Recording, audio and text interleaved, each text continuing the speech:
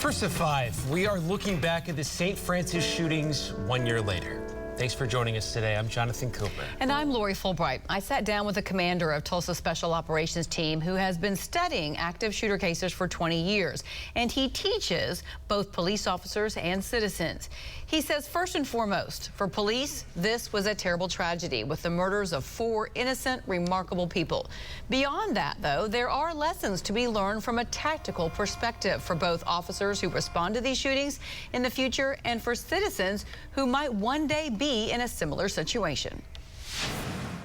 When officers think about responding to active shooters or they practice it in their minds, they envision chaos, people running and screaming, injured people on the ground. But that day at St. Francis, it was not like that at all when they first went inside. First couple officers on scene ran into a eerily quiet building. Captain Mike Eckert was coordinating the response from outside, and he has talked to the officers and survivors and watched the body camera footage from that day. After announcing, Tulsa police, a short time after that, the final shot is heard, and we know now that that was the suspect taking his life. That's what that last shot was, but the officers there did not know that.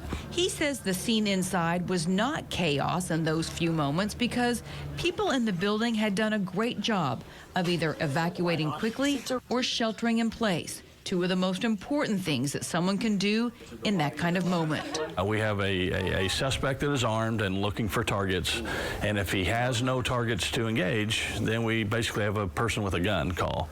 And a person with a gun call is a whole lot different set of circumstances than an active shooter. Bring the shield. We're going to have to get in this door. I don't know if it's him, but I can see blood. He uses 911 calls and some of the body cam footage from that day during the 16 hours of active shooter training that Tulsa officers are required to go through. He says it helps the officers to see the steps, the decision-making, and the challenges of that day. In all his years of studying active shooters across the country, though, he's never been able to talk to the survivors, the people who were there, to hear what it was like from their perspective. Until now. It was a very emotional meeting. A lot of tears were shed in that, and understandably so. And you just see how, a moment in time can change people's life, the direction of their life forever. He says what citizens can learn is when you hear those shots, don't minimize it, don't explain it away as a car backfire or fireworks. Instead, react as fast as possible. Yeah, that first response, when that hair in the back of your neck starts to stand up or you hear that first shot, your first actions absolutely make a difference. One way to speed up that process in that moment of high stress is by thinking about it ahead of time and figuring out the best way to get out or hide in the places where you go the most, like work, school, your favorite restaurants, favorite concert venues. Simple things like whatever door you're going in, and look for at least one other way to get out. That's where it starts. He says he's very proud of the 300+ first responders who raced toward the Natalie building that day with one desire: to help, even knowing there was a man there armed with a rifle and a pistol intent on killing. But he says that response didn't happen by accident. That was orchestrated, it was planned for, it was trained for, it's been talked about, it's been tabletopped, it's been rehearsed.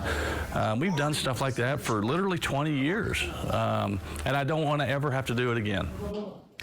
He says another lesson they learned that day is they need more ballistic shields on the department, both rifle-rated shields and pistol-rated. So the Tulsa Police Foundation will be holding fundraisers this summer to buy more of those shields for the officers, just in case they ever need them, while also hoping they never do.